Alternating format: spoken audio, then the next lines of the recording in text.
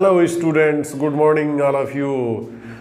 If you are learning English grammar, you have to know the tenses. Many questions comes in your mind that what is tense? How many kinds of tense? How many parts of tenses? The such queries we will solve today, and you are welcome. I am Kashyap Santosh and you are learning English grammar today. Today we will know the tense. What is tense?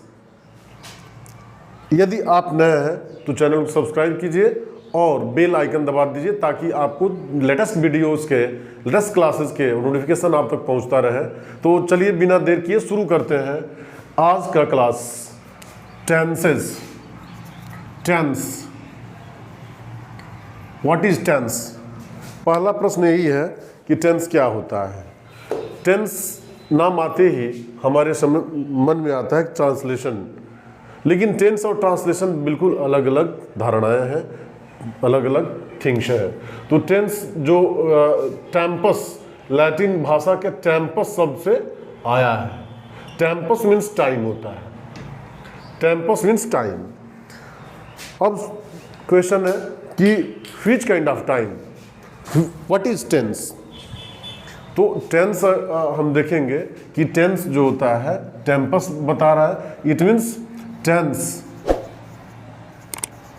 Is the form of verb. Form of verb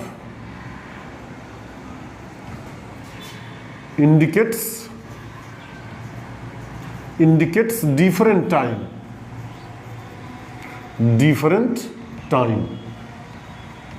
तो यहां पर हमें देखने को मिला कि tense ऐसी चीज है कि वह वर्ब का ही रूप है जो कि अलग अलग समय में प्रयोग किया जाता है, वो टेंस कहलाता है। यदि हम कुछ वाक्यों को लिखते हैं यहां पर, टेंस टॉम टुडे और daily, Tom yesterday, Tom tomorrow. I have left the verb here.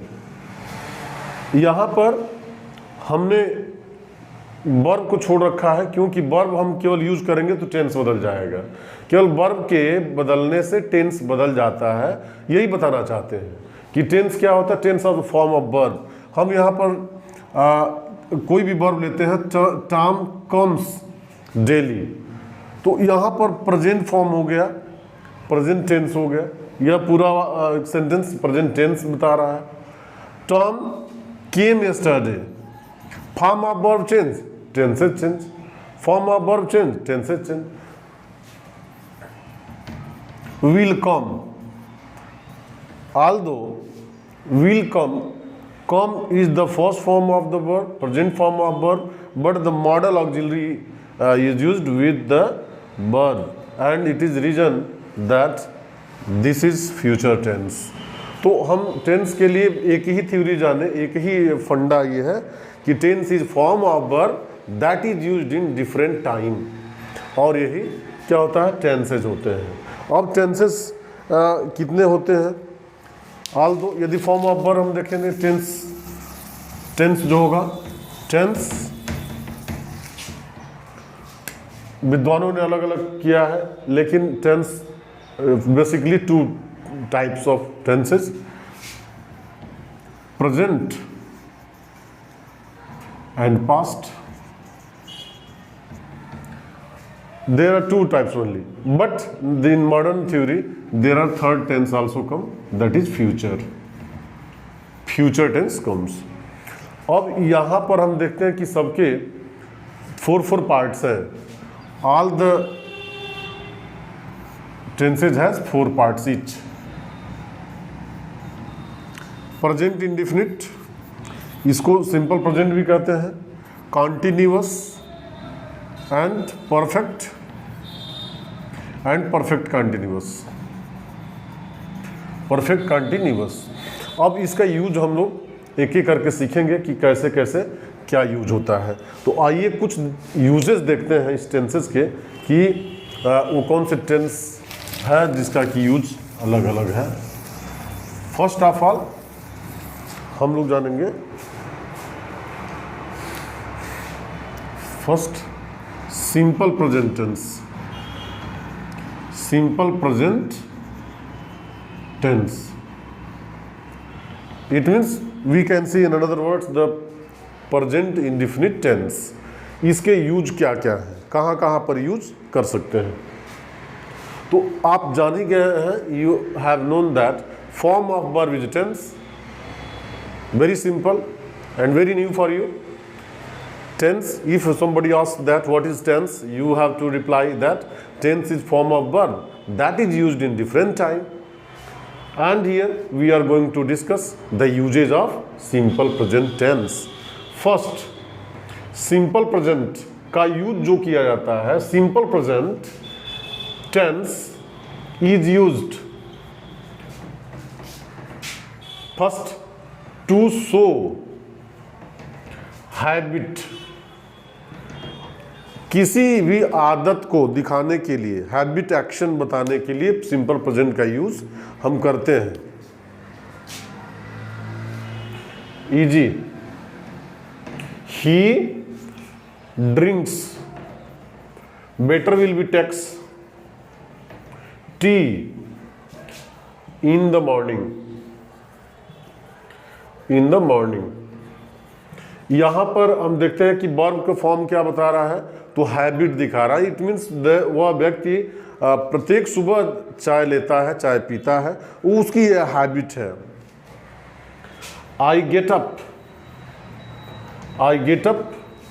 Eight 4 AM every day. I get up indicates the habit of the subject। Here in this way we can say that habit is written in present tense or simple present tense। My watch keeps good time। Then simple present tense is used। Only two rules I will show you today। First, simple present indicates the habit, and second, express general truths। Second will be simple present is used for universal truth।